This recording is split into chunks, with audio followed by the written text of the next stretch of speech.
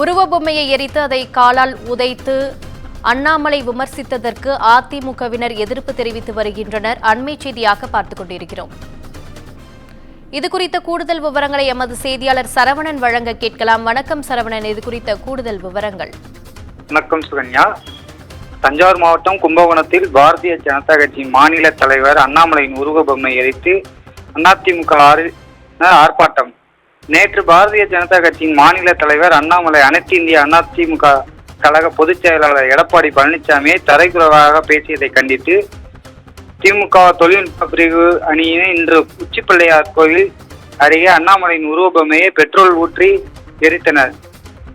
பின்னர் சாலை நடுவே நின்று கொண்டிருந்த போது அண்ணாமலையை கண்டித்து ஆர்ப்பாட்டம் செய்தனர். இதில் 100க்கும் மேற்பட்டோர் கலந்து கொண்டு இந்த உருவ பொம்மையை அதிமுக சார்பில் எரிக்கப்பட்டது. சம்பவத்தில் அப்பகுதியில் சில மணி நேரம் பரபரப்பு சூழல் ஏற்பட்டது.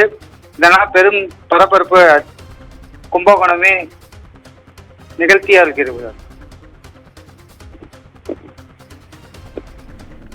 உங்கள் விவரங்களுக்கு நன்றி சரவணன்.